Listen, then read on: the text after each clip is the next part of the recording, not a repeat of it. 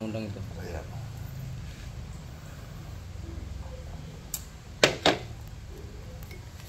Cuman menunggu Kongres Gerindra ini, dan mereka habis Kongres mendesak Prabowo untuk mewujudkan anggaran dasar anggaran rumah tangga Gerindra itu. Itu kalau berhasil. Tapi nyaris sulit untuk berhasil. Oh iya benar. Bahkan kalau kita hitung secara matematis muskil. Muskil ya. Kalau kita hitung secara matematik. Muskil itu bahasa Arab, artinya berat. Oh berat ya. Oh, muskil itu. Oh jadi muskil itu artinya berat ya. Iya. Aku juga kalau ku artikan waktu itu hampir tak mungkin lah. Iya. Bisa berat, bisa bermasalah gitu muskil. Hampir nyaris tidak. Tapi masih ada 1%, 2% kan, itulah harapan tadi.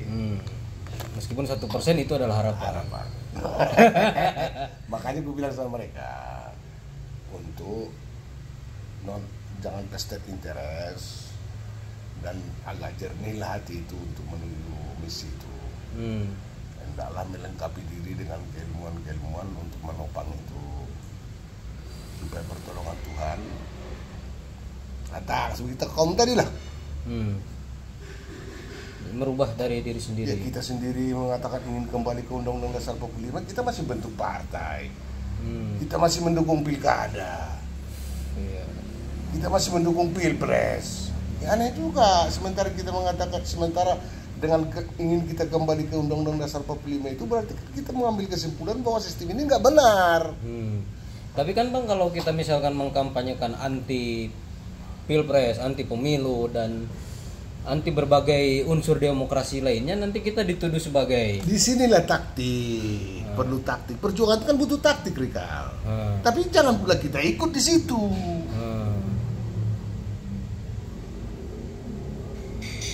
Makanya orang kan bilang, Islamologi mengatakan seburuk-buruknya sistem lebih baik daripada tidak ada sistem.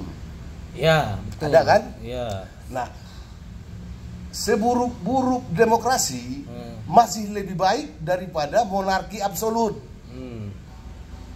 Hanya itu loh bandingan demokrasi itu. Seburuk-buruk demokrasi masih lebih baik daripada monarki absolut. Tapi kalau dibanding dengan monarki konstitusional, lebih baik monarki konstitusional. Oh iya pasti. Karena itu yang langsung di Inggris, itu yang di Thailand, itu yang di Jepang. Artinya kan perjalanan bangsa kita 2 bulan pasca kemerdekaan Ya. Sampai sekarang itu sudah salah. Udah salah. Tidak menggunakan Undang-Undang Dasar 45 yang disepakati untuk mendirikan negara proklamasi. Jadi Undang-Undang Dasar 45 itu dibuat dulu kesannya hanya untuk menampung kepemilian kepemimpinan supaya syarat negara terbentuklah. Lengkaplah sudah. Teritorial, ada rakyat, ada pemimpin. Ya.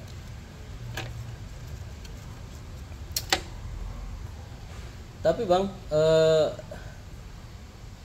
kalau dulu kan pemilihan Presiden Soeharto itu kan juga, kalau Soeharto dulu gimana sih? Iya, dia memakai Undang-Undang Dasar 45. Iya, 45. Dalam artian dia tidak menyempurnakan Undang-Undang Dasar 45 itu sebagai pesan dari para pendiri negara. Dulu para pendiri negara, Undang-Undang Dasar 45 ini dibentuk dalam kondisi darurat. Cuman kalaulah negarawan yang melaksanakan Undang-Undang Dasar 45 itu, Undang-Undang Dasar 45 ini, kelemahannya tidak akan terlihat. Tapi kalau jiwa yang tidak negarawan, dia mungkin bisa memanfaatkan kelemahan-kelemahan Undang-Undang Dasar 45 ini atau ketidaktegasannya, dia manfaatkan untuk kepentingan dia. Makanya diharapkan mereka penyempurnaan Undang-Undang Dasar 45 itu nanti, generasi nanti, setelah lembaga-lembaga negara sudah terbentuk secara representatif. Disitulah disempurnakan Undang-Undang Dasar 45 tersebut. Nah, Soeharto mengalaminya. Udah representatif, walaupun pemilihannya pun masih aut-autan kan. Belum sebagaimana apa yang dimaksud oleh Undang-Undang Dasar 45 tersebut. Tapi setidaknya stabilitas sudah dapat dan lembaga-lembaga negara udah terbentuk. Artinya berarti dulu monarki konstitusional juga. Loh, Undang-Undang Dasar 45 kita itu monarki konstitusional. Enggak kan kata abang tadi sejak setelah 2 bulan itu sudah beda. Oh, itu masa parlementarian. Nah, itu udah salah udah salah kaprah itu semua. Karena waktu itu kita juga menjaga keberadaan negara yang baru lahir, supaya jangan dipitas oleh sekutu. Karena waktu itu gelombang demokratisasi. Itu sekutu, Ya. kan kemenangan sekutu itu Perang Dunia Kedua itu hasilnya demokratisasi dan kapitalisme menang kan. Nah, udah itu, jadi Undang-Undang Dasar 45 itu tidak diberlakukan lagi karena sekutu waktu itu tidak membolehkan presiden itu Soekarno, kepala pemerintahan sekaligus kepala negara menurut Undang-Undang Dasar 45. Karena Undang-Undang Dasar 45 ini mengarah pada negara kebangsaan. Sekutu berarti waktu itu Jepang. Sekutu. Ya. Sekutu itu Amerika dong. Oh, istilah Itu merdeka. kan udah 45 itu kan udah Iya. selesai Perang Dunia Kedua gitu. Iya. Apa itu? Jadi Amerika pemenang waktu Iya, itu. pemenang. Kirain Barisan sekutu pas mau Iya. merdeka. Jadi tidak boleh Soekarno itu Jadi menjadi presiden sesuai dengan Undang-Undang Dasar 45 itu. Karena dia dicap sebagai kolaborator dengan Jepang. Harusnya dia ditangkap oleh sekutu. Nah, disepakati oleh para pendiri negara lah mengganti pemerintahan, diangkatlah Syahrir sebagai Perdana Menteri. Perdana Menteri kepala pemerintahan. Jadi waktu itu yang punya kekuasaan Pemerintahannya Syahrir. di atas yang apa ya? Istilahnya otoritasnya lebih banyak itu Syahrir berarti ya. Pemerintah. Government Istilahnya. Iya. Government itu Syahrir. Bukan Soekarno. Bukan. Kalau Soekarno itu tetap kepala negara. Kepala negara. Oh, Syahrir pemerintah. Pemerintah.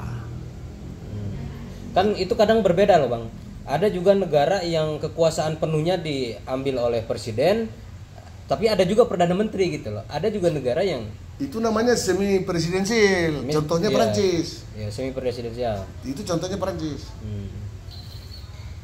Ya, Singapura juga ada perdana menterinya kan. Itu bentuk dari monarki. Presiden yang di sana bentuk dari monarki. Yang di Singapura. Jadi monarki konstitusional itu juga diadopsi oleh Singapura. India juga kan ada. India juga. Kemarin yang siapa? Prabowo sama Drupadi itu. Itu presiden India juga ada. Sama Modi. Jadi kalau mosi tidak percaya berlangsung di DPR mereka, parlemen mereka, otomatis mandat itu diserahkan kepada kepala negara. Iya.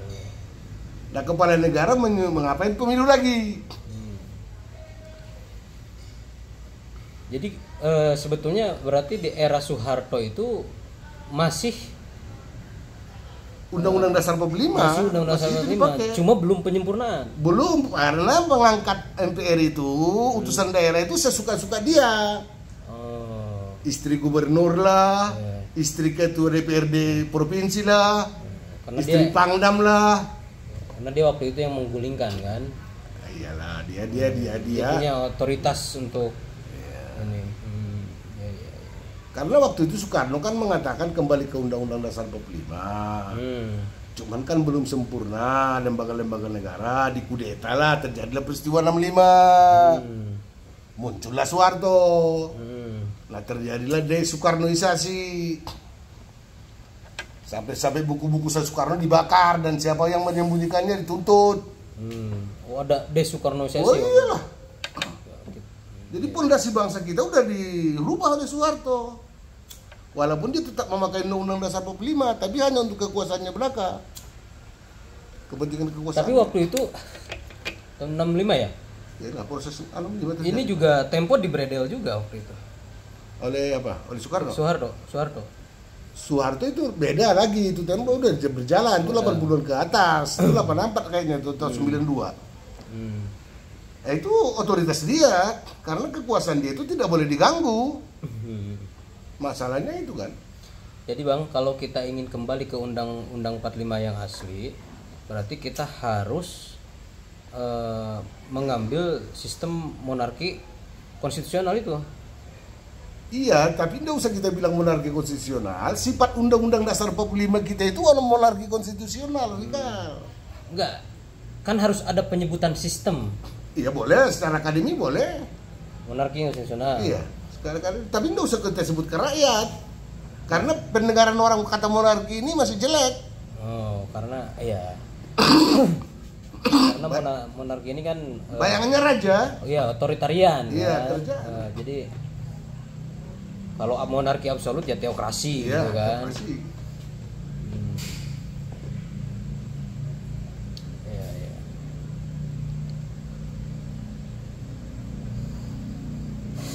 Berarti Indonesia sudah salah puluhan tahun. Sudah dulu sudah salah. Sebenarnya masa Soeharto itulah penyempurnaan Undang-Undang Dasar 45 itu kalau dia berilmu tentang itu. Tapi muncul istilah demokrasi Pancasila malah kan Dari dia. Padahal yang tadi abang bilang demokrasi dan Pancasila itu bertentangan. Bertolak belakang, kutub utara kutub selatan.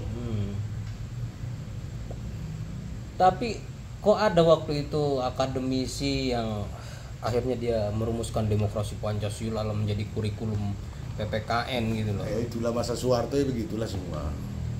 Berarti ada tadi kan udah dibilang si apa yang paling tegasnya itu yang paling nyata. Yang dibilang si Rizal Ramli.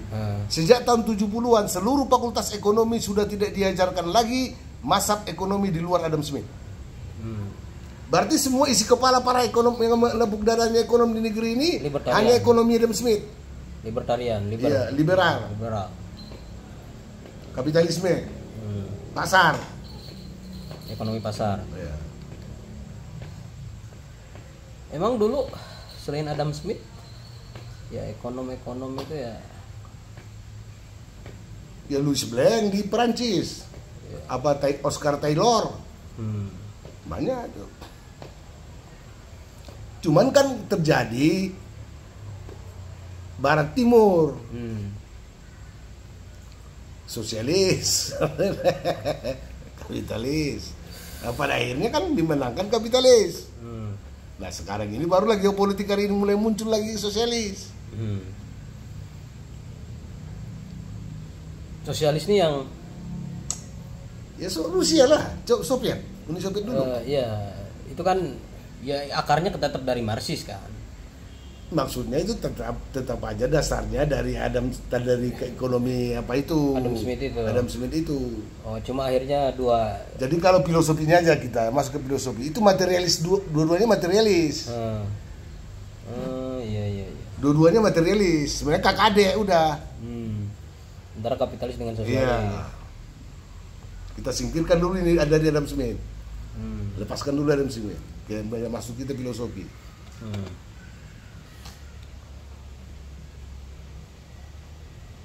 Makanya waktu Syahrir sosialis PSI itu, Partai Sosialis Indonesia dulu sini, itu sosialis Demokrat yang di Jerman.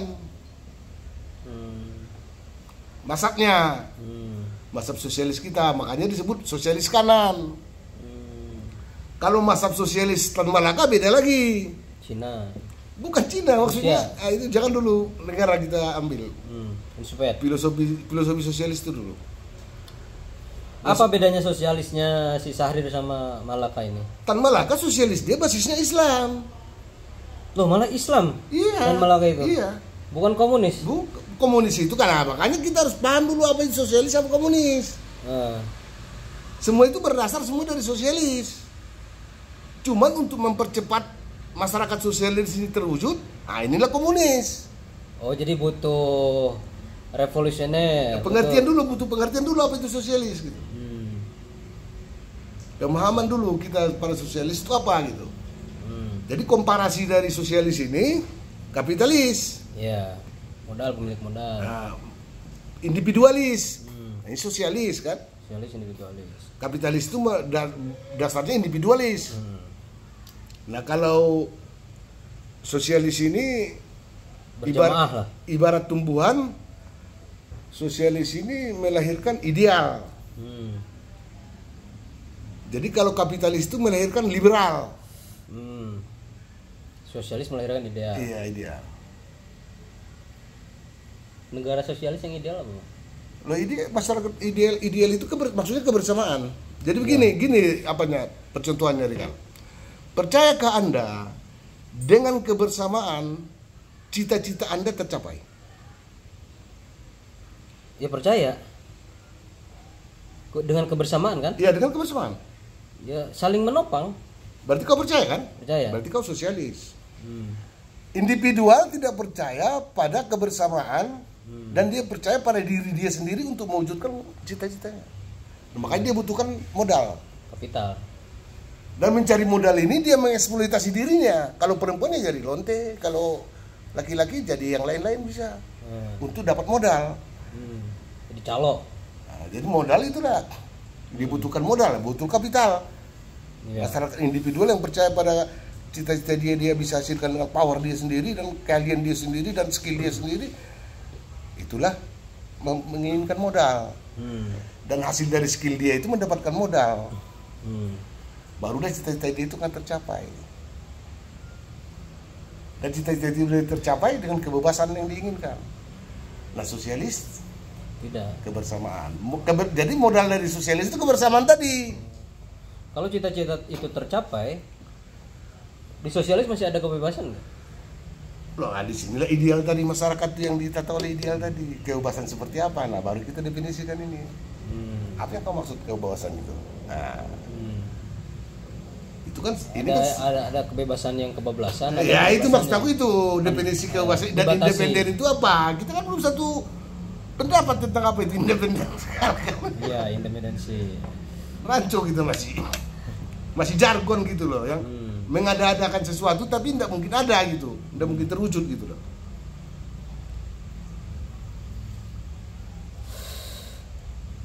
Berat juga ya kalau kita berpikir untuk ke arah situ itu. Nah, makanya kan peradaban.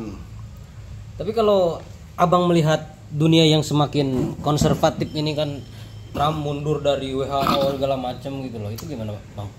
Ini kan makanya dulu ada jargon sosialis. Kalau sesuai sosialis itu diputar sedemikian rupa tanpa dihalangi oleh kendala-kendala yang tak berarti, dia akan menuju liberal, individual. Individual itu diputar sedemikian rupa dengan basis-basis kapital segala, liberal segala, itu kan menuju sosialis. Jadi putaran aja. Cuman bagaimana sosialis itu bertahan dan lebih langgeng, nah itulah politik, konsep. Makanya para pendiri negara ini menawarkan Pancasila supaya putaran dari sosialis itu tidak terlalu cepat gitu menuju individual gitu loh. Oh, sebetulnya Pancasila itu untuk memperlambat proses kapitalisasi. Ya, tapi kita udah punya landasan, kita sosialis Pancasila itu pada akhirnya. Pada akhirnya Pancasila itu sosialis. Iya, pada hakikatnya. Tapi sosialis versi Tan Malaka tadi. Sosialis Islam. Iya. Kenapa abang bisa berpikir bahwa Tan Malaka itu? Oh iya, dari narasi-narasinya, dari apa juga. Makanya dia berbeda dengan sosialis Tahrir. Sosialis Tahrir sosialis Barat. Jerman. Sosdem. Berbeda dengan sosialis Amir Syarifuddin. Kalau Tan Malaka sosialis mana dia ininya? Basis Islam ya. Iya, negara apa, bukan negara ya. Rujukannya ke siapa?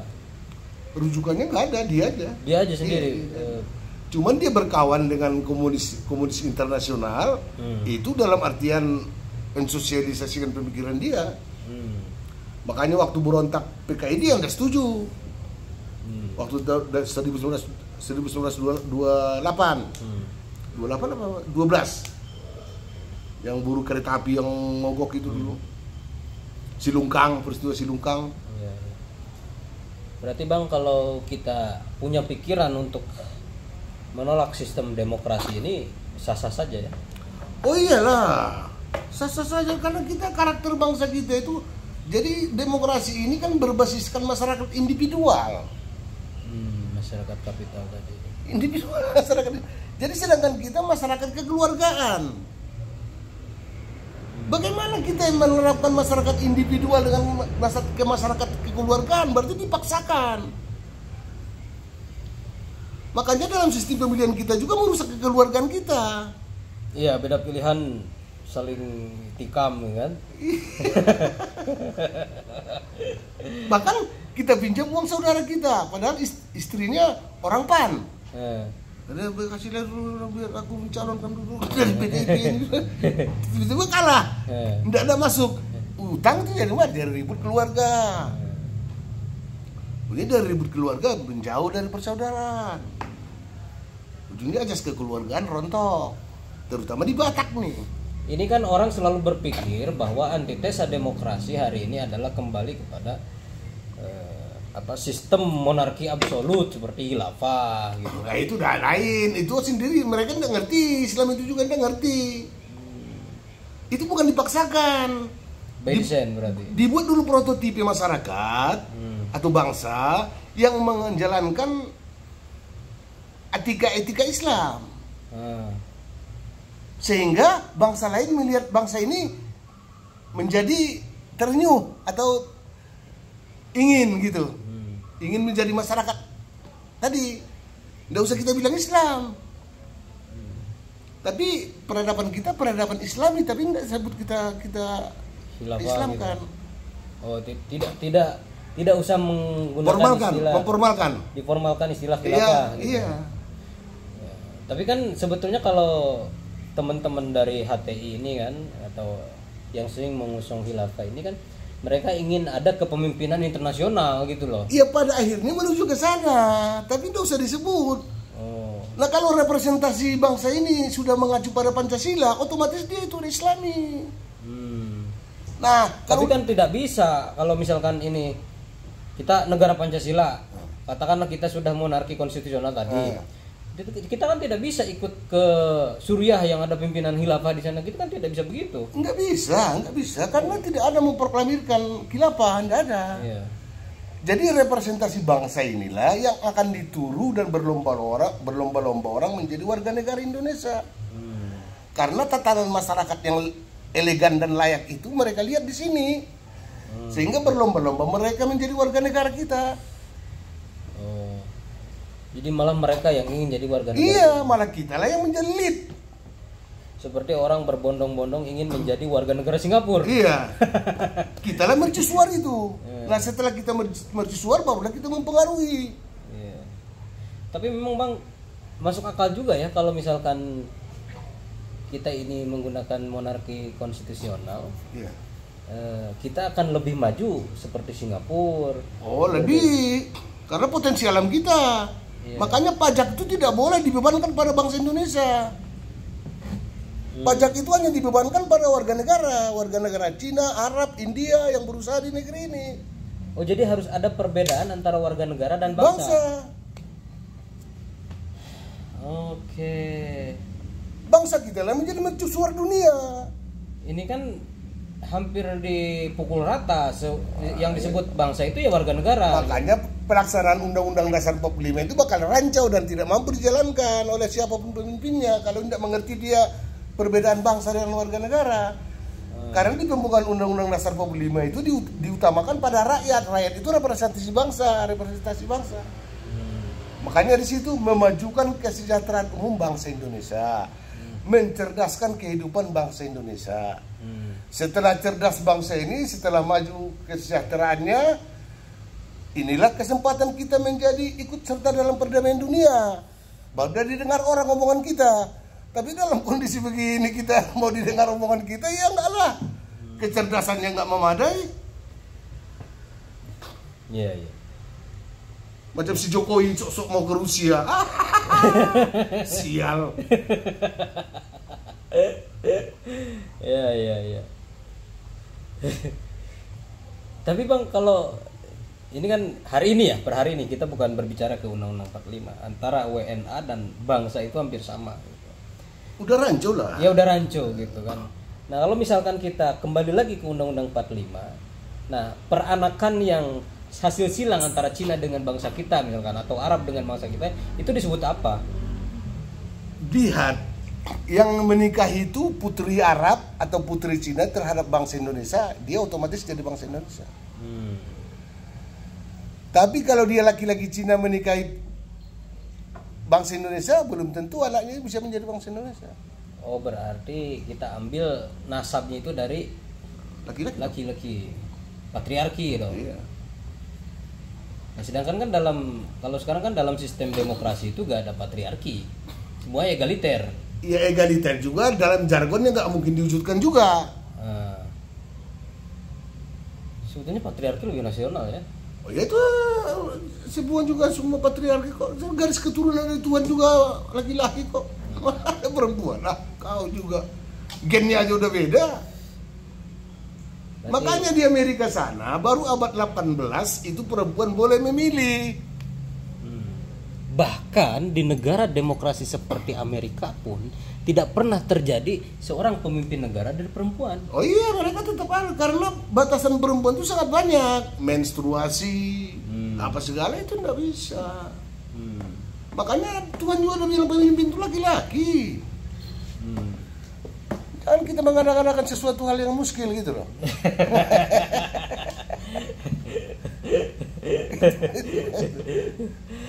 Maafi muskil. Aduh. Buktinya macam Amerika, oke lah, kita masih hormat sama Trump, masih hormat kita sama si Putin. Iya. Masih hormat kita. Sama Cina juga masih hormat kita dalam kepemimpinan. Mereka melarang perempuan, laki-laki keperempuan-perempuanan di jalanan. Putin juga begitu, Trump juga begitu. Hanya 2 gen, laki perempuan titik, tidak ada yang lain. Berarti abang setuju dengan kebijakan Trump tentang 2 jenis kelamin? Oh iyalah, kita yang bodoh. Sosok moderat gitu. Padahal nggak ngerti apa yang dilakukan gitu loh. Iya. Sok membiarkan orang naik haji gitu. Itu urusan negara. Urusan negara nggak haji itu. Kalau nggak ada urusan negara ya udah. Tapi kalian campuri kok urusan haji atas nama negara. Kenapa kalian biarkan perempuan yang transgender atau apa naik haji?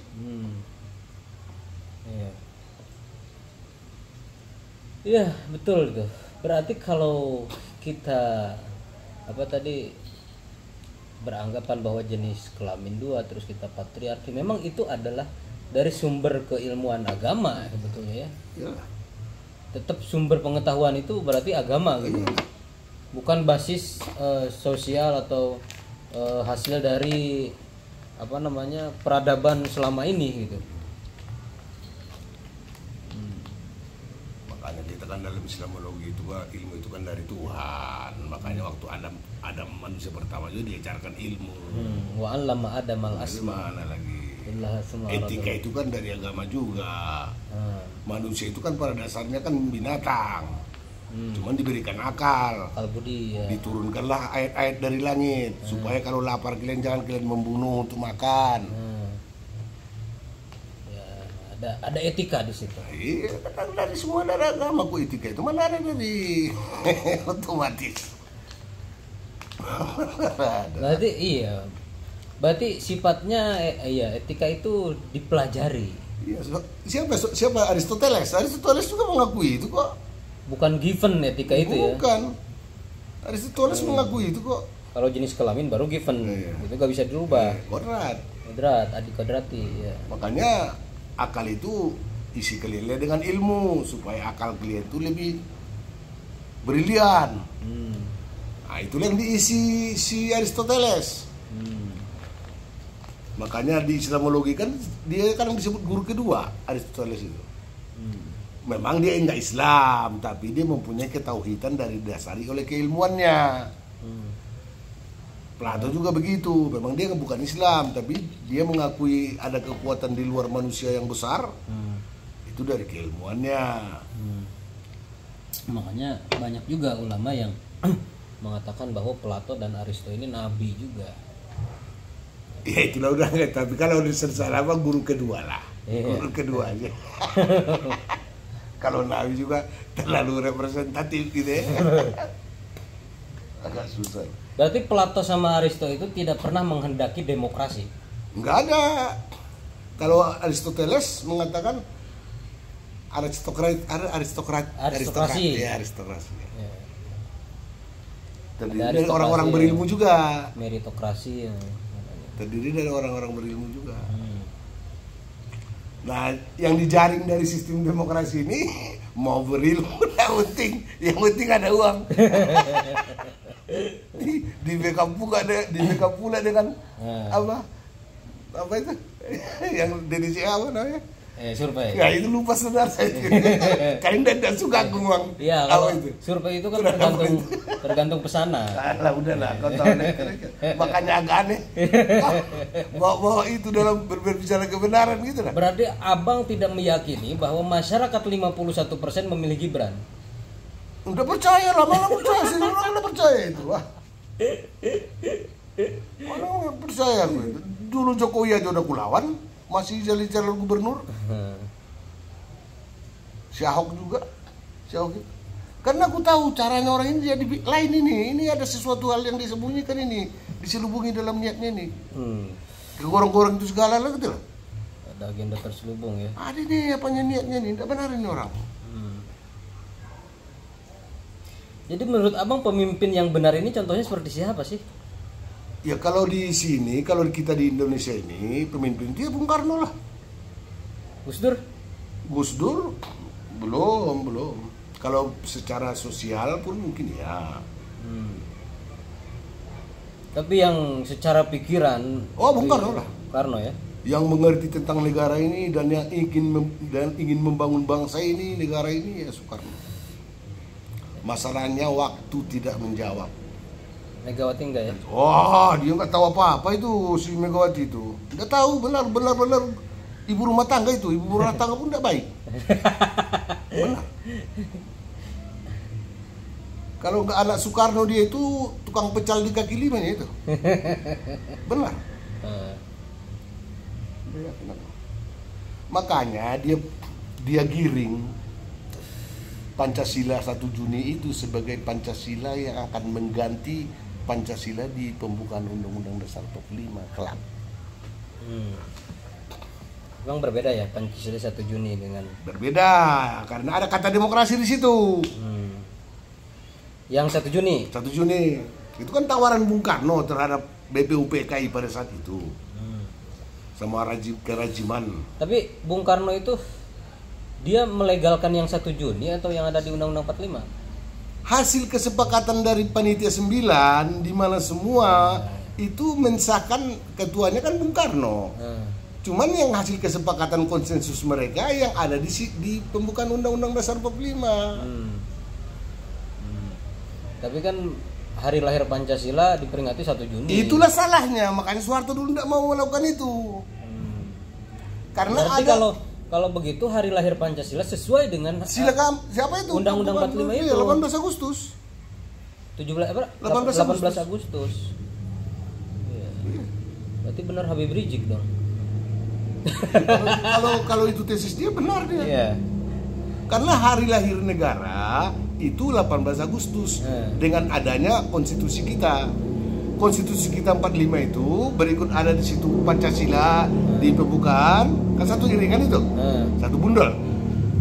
Syaratnya untuk memilih kepemimpinan supaya jangan otoriter gitu, supaya ada dasarnya memilih kepemimpinan. Nah itulah Undang-Undang Dasar 45 itu.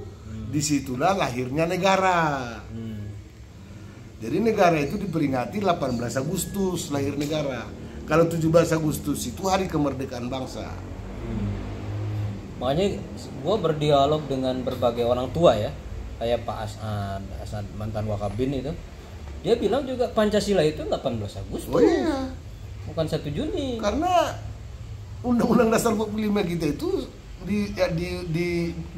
dibakukan 18 Agustus. Sesuai konsensus panitia 9 itu. Konsensus. Makanya dengan elegan Soekarno untuk menghilangkan kata demokrasi di Pancasila itu. hasil dari rembukan mereka. Walaupun ketuanya Soekarno, kalau Soekarno otoriter dia paksakan loh itu. Berarti dulu yang 1 Juni itu ada kata demokrasi. Ada. Tapi Bang, yang 1 Juni itu ada ini gak? Kan ketuhanan yang Maha Esa. Itu di bawah, di belakang. Sebelum 1 Juni.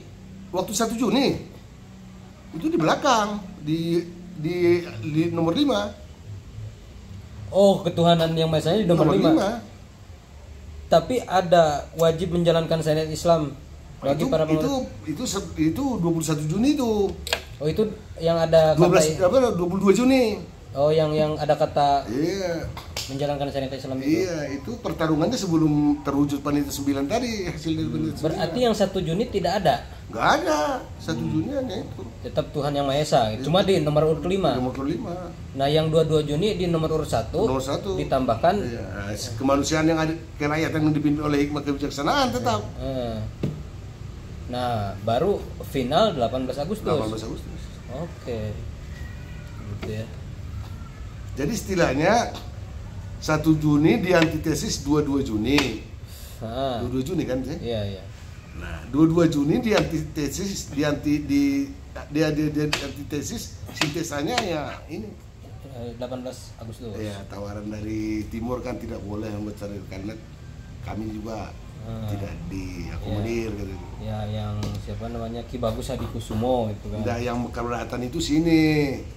Ratu Warhari. Ratu Warhari yang ngomong sama Hatta. Jadi ya kiprah bangsa ini udah salah ya.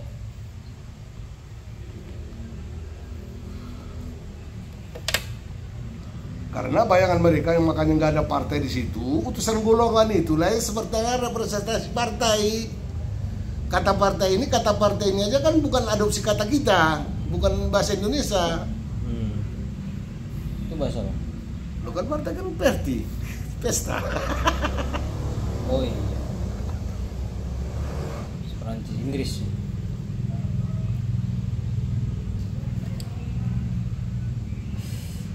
Tapi kayaknya negara Indonesia yang partainya banyak ini ya. Ya makanya kan setelah reformasi partai banyak kau bilang. Makanya reformasi itu aja dialektika yang tertunda. Kalau dulu kan golongan karya terus. Partai Golkar, Golkar nggak disebut partai, Golkar aja. Golongan karya. Partai Demokrasi Indonesia, Partai P3, tiga kan. Waktu zaman liberal kita, parlementarian, perdana menteri banyak partai. Bahkan perseorangan pun bisa. Sekarang perseorangan kan DPD. Tapi DPD para orang partai juga gitu. Semangatnya luntur lagi gitu. Padahal semangatnya dulu untuk tidak boleh orang partai kan. Udahlah. Jadi kalau udah kesalahan itu memang sudah ada, bagaimanapun kreasi selanjutnya akan terbentur pada kesalahan lagi. Akan terwujud kesalahan lagi gitu. Seperti kau bilang, kebohongan dari mulai ke kebohongan selanjutnya. Sama dengan apa itulah yang dulu kita bilang itu. Hari 17 bulan 8 tahun 05. Kemerdekaan kita, teks kemerdekaan itu, teks proklamasi. Hari 17 ya. Hari 17 bulan 8 tahun 05. Tahun 05. 05. Bukan 45. Bukan. Loh, kok bisa, Bang? Oh iya. Begitulah yang tertulis pada teks proklamasi asli. Enggak, kok tahun 05? 05 Iya, kan berarti tahun 05 itu tahun Showa Jepang 2605. Oh, tahun Jepang. Tapi kan tahun Masehinya 45. Iya, tahun Masehinya 45. 1945 tahun Masehinya. Cuman kita bilang kapan kita harus mengikuti tahun Masehi? Ada nggak tertulis traktat yang kita tanda tangani? Nggak ada. Berarti dulu di surat itu masih pakai tahun Jepang. Iya. Teks proklamasi itu aslinya 05. Makanya di Tugu Proklamasi itu kan 05 juga ditulis. Tugu Proklamasi. Batu loh itu. Ya. Jadi Tuhan bilang, catatkanlah sesuatu hal yang penting-penting dalam dirimu atau masyarakatmu. Kelahiran. Nah, itu udah tertulis. Basis dasar hukumnya kalau udah tertulis itulah yang otentik. Daripada yang diomongin. Basis hukum ya. Yang tertulis itulah yang otentik. Jadi kalau kita bacakan 45 berarti kita melakukan penipuan. Walaupun tahun Masehi masih bisa 45 ya tahunnya, tapi yang tertulis itu loh 05 itu yang otentik daripada yang kau ucapkan. Apapun alasanmu, itulah tertulis barang itu.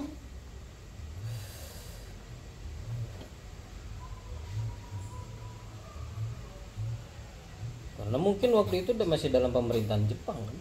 Iya, apapun alasannya, tapi udah tertulis barang itu bagaimana?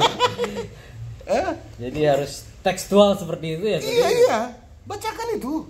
Itu Mau kau bilang tahun Masehinya sekian, tahun Hijriahnya sekian, itu urusan lain. Itu ibarat ayat Quran yang tidak bisa diubah. Iya, nggak bisa diubah. Bahasa hukumnya otentik itu.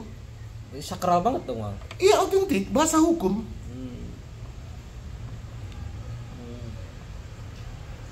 Kalau kamu maksakan juga harus membacakan 45 ya, duluan ya itu berarti kamu melakukan penipuan. Sementara yang kau bacakan adalah dokumen penting.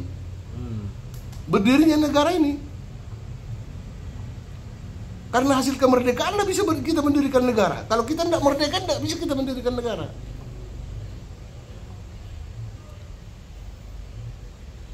Ketegasannya begitu loh.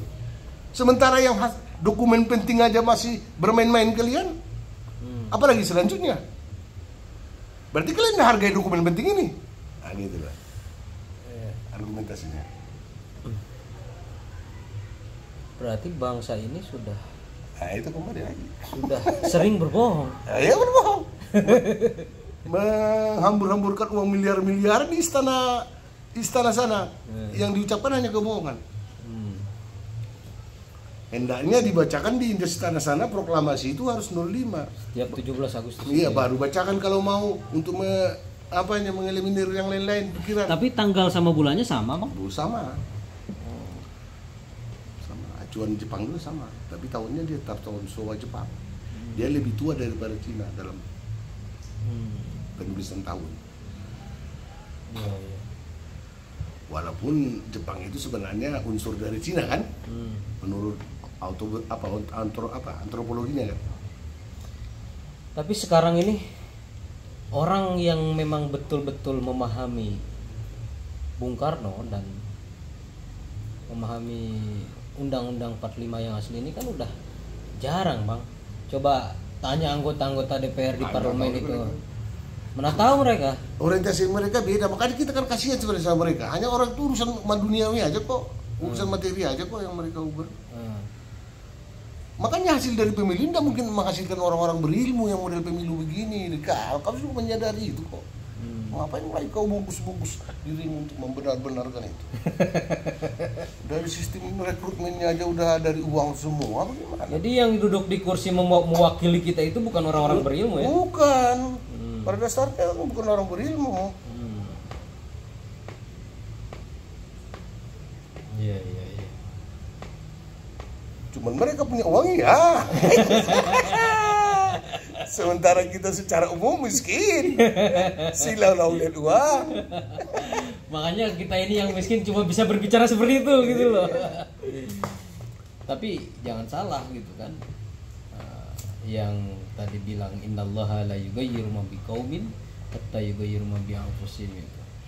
Ya, untuk merubah sesuatu yang besar itu harus dari diri kita sendiri gitu. Ya paling tidak, Rikal, konstruksi berpikir kita benar dulu gitu. Sebelum kita punya duit. Tapi kan pada akhirnya meskipun kita berpikir seperti itu, kalau kita mau masuk ke sistem, kita harus seperti mereka juga punya duit. Makanya kita bilang apa itu? Jadi kalimat lama itu mengatakan perjuanganmu itu tidak meminta nyawamu. Jadi perjuangan itu tidak meminta nyawa. Meminta uang cuma. Jadi kalau dedikasi itu sama itu ya udah bisa kita bersikap mana yang prinsip mana yang tidak prinsip. Tapi ini prinsip loh. prinsip bangsa ini aja udah salah kalau begitu.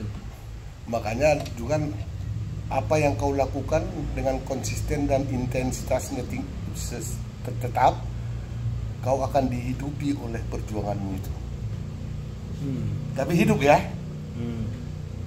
Jadi kebutuhanmu pun akan tergenapi oleh perjuanganmu itu. Tapi hidup ya, hidup aja ya. Hidup aja. Ya, jangan kaya gitu. Kalau kaya enggak mungkin. Kata kaya itu enggak mungkin.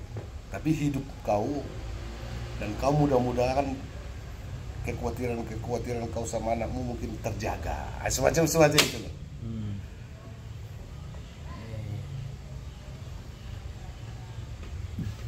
Toh pada akhirnya uang mereka juga habis juga kan. Pada hal-hal yang tadi. Gak ada yang dibawa mati juga. Killing time, diskotik. Iya. Karena ke basis nggak mungkin, karena di basis miskin semua. Iya. Nggak cukup uang untuk kayak gitu kan. Mereka juga kalau udah menjabat, walau turun ke basis ya pas reses doang. Iya, resesnya juga lah, udahlah. Ya, cuma kita tahu lah. 2 jam ketemu rakyat. Kita tahu lah kalau udah digoda dengan materi itu, hausnya kayak minum air laut kan. Kan gitu kan?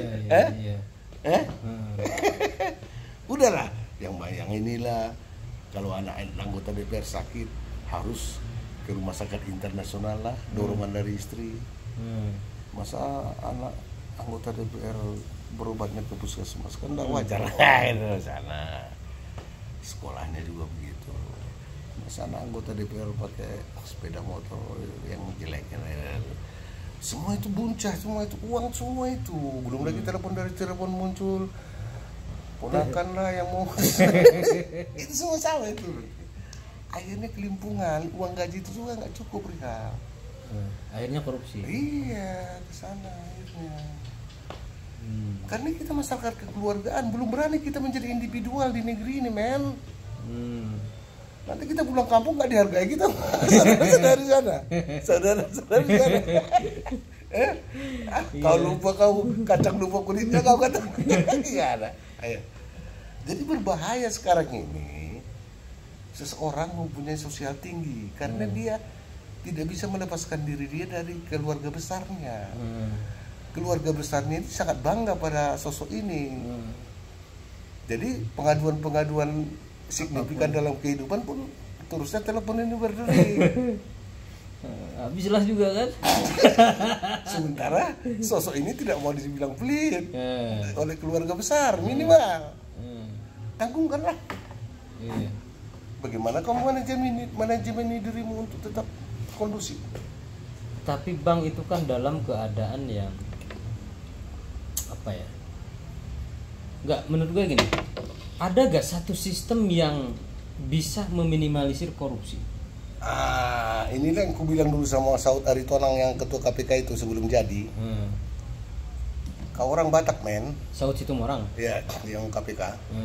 Kau orang Batak, men. Keluarga besarmu banyak.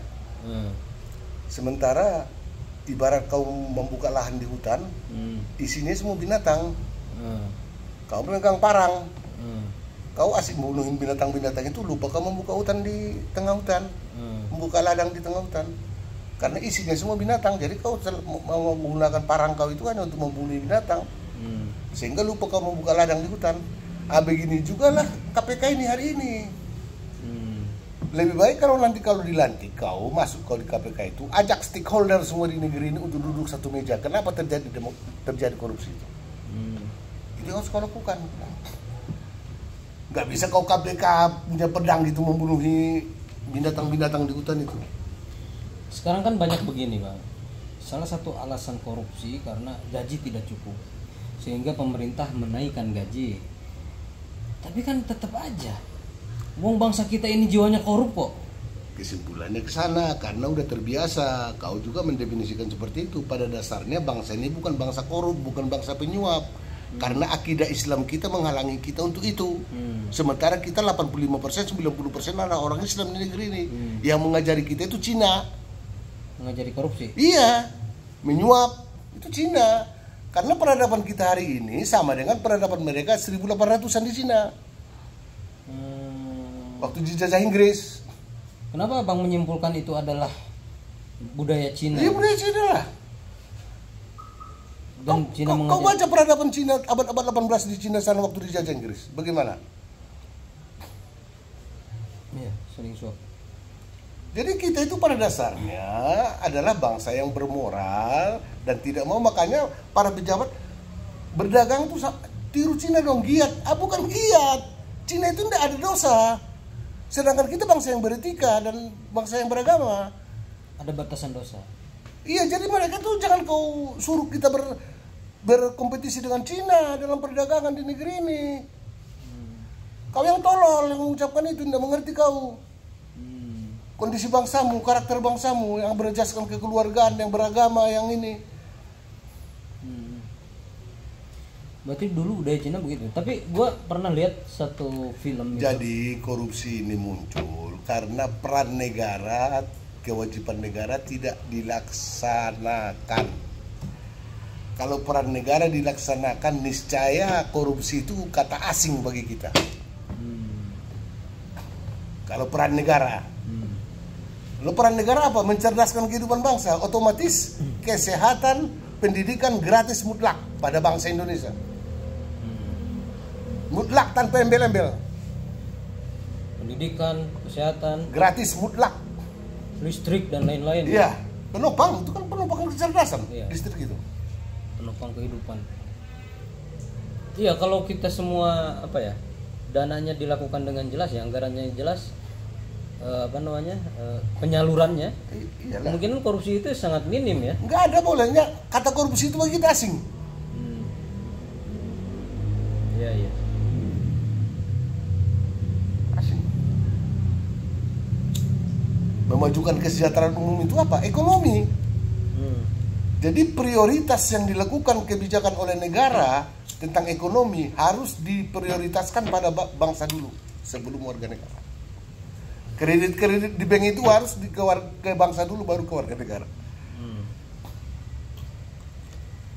Jadi kalau kredit itu sudah bisa disalurkan pada bangsa Indonesia sebagai pertama, sebagai prioritas, otomatis bangsa ini akan memainkan usaha.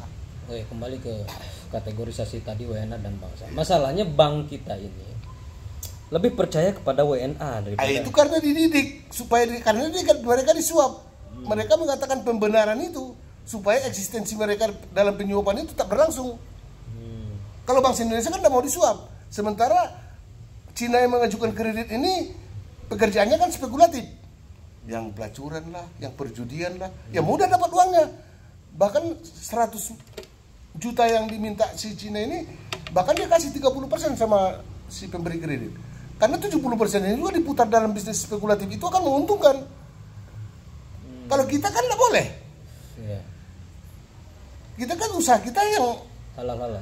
Yang normatif. Iya. Di mana keuntungannya ini. Mana mungkin kita masih 30%. Jadi otoritas di bank itu kan untuk disuap. Mereka melakukan pembenaran bahwa pribumi malas, pribumi ini tujuannya ke sana. Jadi WNA ini banyak juga bisnis gelapnya ya. Woi, semua Cina-Cina ini kan sebelum menjadi besar itu kan bisnis spekulatif semua, itu perjudian, pelacuran, barang narkotik, minuman keras. Berapa puluh tahun emang gak besar itu. Emang kau pikir siapa-siapa orang itu sana?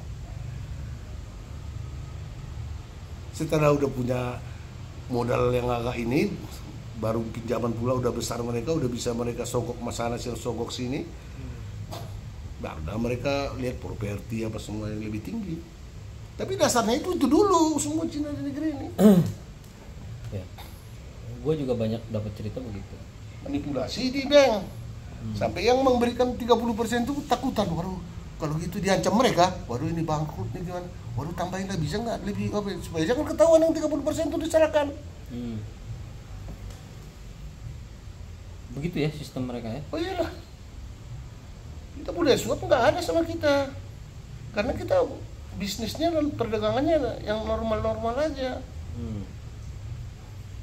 Tidak mungkin kita berani mengasih 30% suara sama pemberi kredit itu. Kalau Cina ini 50% pun berani mereka. Iya. Buat bayar bunganya aja kita gak mampu gitu loh, apalagi ngasih 30% ke. Berani mereka karena bisnis mereka yang mereka kerjakan pasti spekulatif.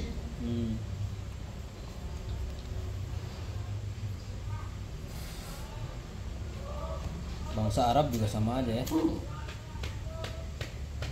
Makanya perlu pembedaan warga negara. Jadi semua prioritas kebijakan negara ini harus didahulukan pada bangsa Indonesia. Itulah yang dilakukan Mahathir di Malaysia. Supaya sejajar dulu dengan monyet-monyet Cina ini gitu loh. Karena mereka bangsa sudah maju dari dulu dalam perdagangan. Cina ya. Iya, mereka kan bangsa tertua, peradaban tertua. India juga kan peradaban tertua. Arab juga tua. Iya lah. Mereka kalahkan hanya dengan lepas Sungai Nil aja. Pemain-pemain di semua Sungai Nil. Nah, itulah jauh nih kan. Makanya Cina juga disebut jauh dari timur.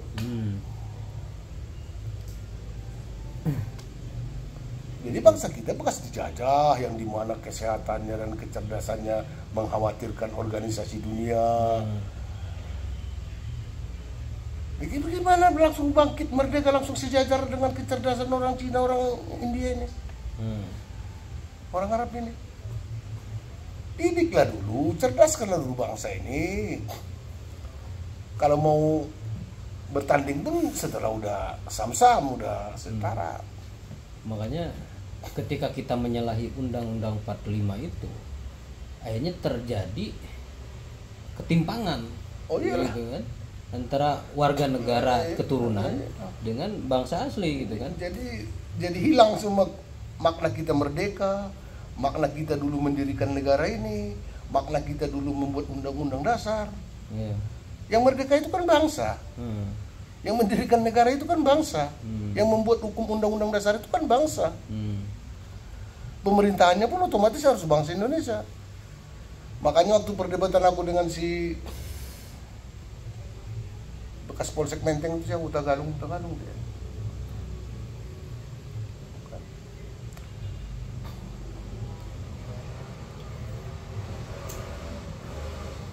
Jadi kita kutip apa itu kan pernah aku bilang tuh. Setiap warga negara bersamaan kedudukannya di depan hukum dan pemerintah. Kan itu bunyi kalimatnya kan. Ronald Purba, Polsek Menteng waktu itu. Ronald Purba. Setelah ditangkap aku jadi polsek lah dari Menteng. Waktu dia Kamnek kan. Abang pernah ditangkap ya? Kamnek apa dia. Jadi perdebatan aku dengan dia, ini lepas masalah disidik dengan penyidik ya, aku bilang. Kalimat kau itu, kau nggak sadari hasbabul nusul dari kalimat itu ada. Seolah-olah dari kacamata sekilas itu benar. Sebenarnya itu bukan ditujukan pada kau kan orang Batak, bangsa Indonesia kau.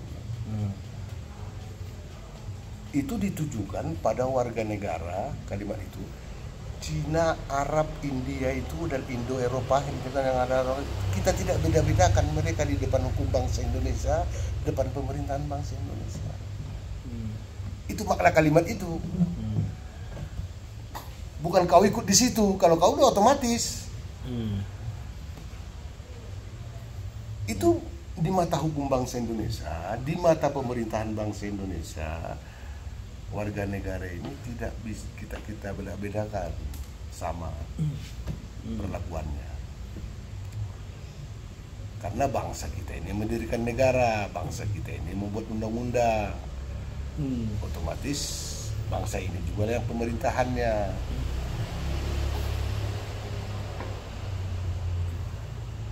Di pemerintahan bangsa Indonesia, warga negara ini kita tidak beda-bedakan.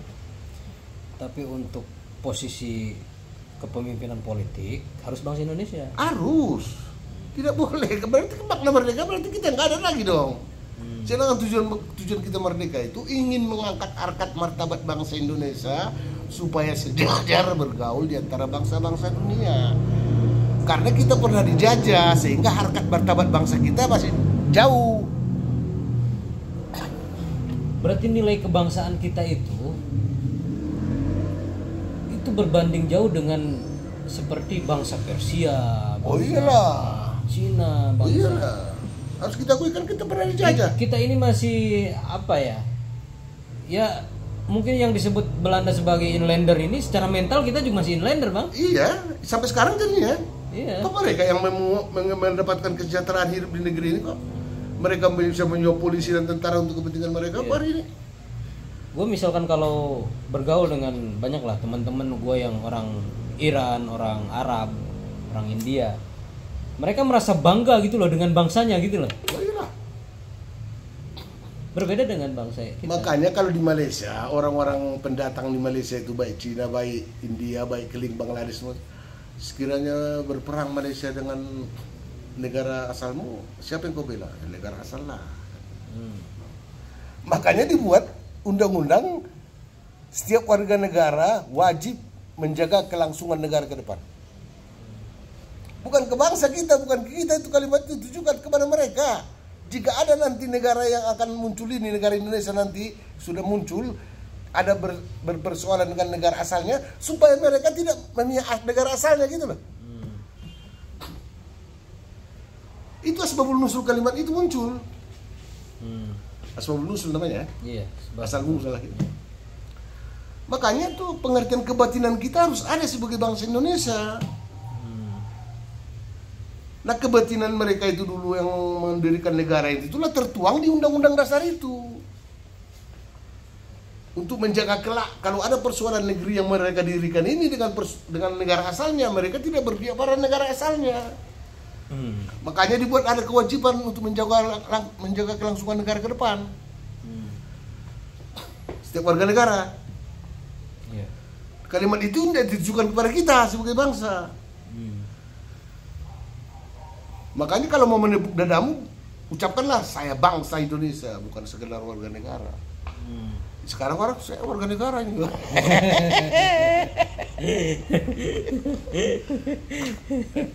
Aduh. Kacau, Bang. Kacau. Tapi pikiran-pikiran ini memang jarang dikemukakan oleh elit-elit bangsa kita. Ya takut mereka jabatan mungkin. Cuma kita yang berani gitu loh. Menormatifkan pikiran gitu. Iya. Sesuai kondisional gitu. Normatif pikiran sesuai kondisional ya. Nanti padahal kalau dia mengalami suatu hal nanti mungkin bisa terkreat pikiran dia seperti itu.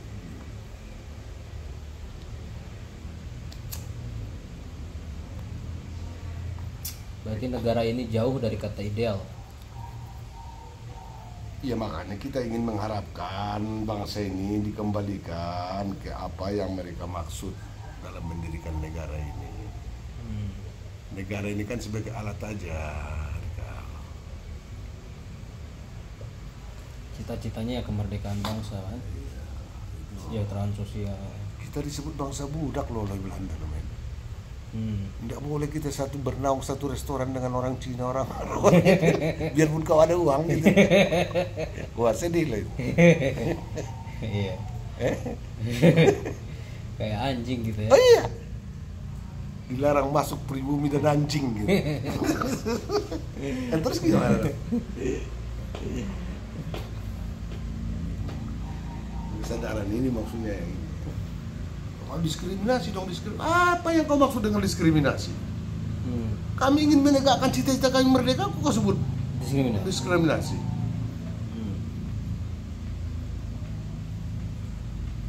Bahkan kemanusiaan kami lebih mulia daripada kemanusiaan kalian kalau kami terbentuk sebagai bangsa seperti apa yang diharapkan para pendiri negara ini.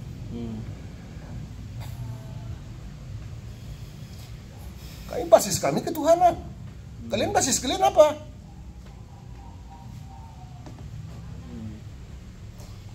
Jadi sebetulnya bukan diskriminasi ya. Kebenaran, kita mau mewujudkan kebenaran dari apa yang mereka inginkan terhadap negara bangsa ini. Kan tertera kalimat-kalimatnya jelas. Kami bangsa Indonesia dengan ini menyatakan kemerdekaan Indonesia. Terus mana ada warga negara di sini? Kok dibilang kami diskriminatif? Kami ingin mewujudkan apa yang dicita-citakan yang tertulis oleh bangsa kami. Karena bangsa kami mendirikan negara ini. Emang kalian ikut-ikutan? Kalian kan pro Belanda. Belanda dulu. Tapi kan banyak juga bang yang Kita kan bicara pantai bukan segenggam pasir di lautan. berbicara mayoritas ya. Kita bicara umum ini bukan bicara khusus. Berbicara aglabiah kalau maksudnya. Apa namanya? Aglabiah. Mayoritas. Kita bicara pantai bukan segenggam pasir di lautan gitu. Kita bicara bangsa. Pantai yang kita bicarakan bukan pasir. Tapi kan kita kembali lagi kepada makna pribumi itu apa? Iya, pribumi itulah manusia. Kalau di Malaysia kan namanya kan manusia tempatan. Manusia tempatan itu manusia yang ada dalam tempat tersebut, teritorial tersebut. Cuman pribumi ini kan dilegalitaskan sebagai bangsa pada Sumpah Pemuda. Ada pemuda Borneo, pemuda Jawa, Minang, pemuda Celebes, pemuda Minang, pemuda Aceh, pemuda Sunda, Halmahera, apa segala. Sampai beberapa orang Papua waktu aku bicara itu seolah-olah mau ngeroyok saya. Banyak karena aku bilang, maaf kawan-kawan Papua, kau tidak ada dalam Sumpah Pemuda itu. mereka setelah Bung keliru. Dulu kami ikut Sultan Tidore dulu. Teritorial kami itu, administrasi kami itu dari Sultan Tidore. Oh. Kalau Sultan Tidore ikut di Sumpah Pemuda, berarti kami juga ikut.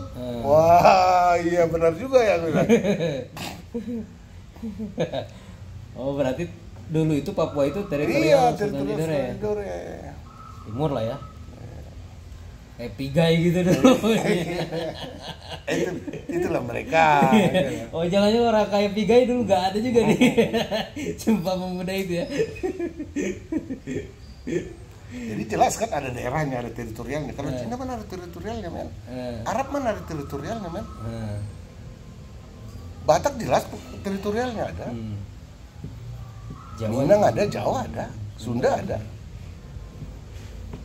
Kalau ada lagi Islamic Bond mewakili Betawi Banten, ada. Islamic Bond kan namanya itu. Betawi dulu, bukan Betawi maksudnya, Islamic Bond. Pemuda Islam. Iya. Tapi pemuda Kristen nggak ada. Jangan salah. Kalau dulu daerah itu orang Kristen gimana ya kan? Belanda juga Kristen kan? Ya itulah teritorial yang mereka dapat itu. Ambon. Batak juga banyak kan? Ambon, Batak. Mensen. Tapi tetap Batak. Cuman dulu sebut karena dulu kan Sumateranian Bond, satu Sumatera itu diwakili satu komunitas yaitu, tapi ternyata orang-orang yang tercerahkan duluan orang Padang. Karena di sana dulu ada perguruan Belanda di Kayu Tanam. Sebelum merdeka ada perguruan sana. Jadi mereka duluan lebih tercerahkan orang-orang Padang. Jadi Sumateranian Bond ini baik sekjennya baik ketuanya orang Padang. Orang Batak agak cemburu lah, dibuat juga lah Batak Bond. Makanya orang Minang dulu kan pinter-pinter ya. Karena mereka dulu tercerahkan. Tercerahkan.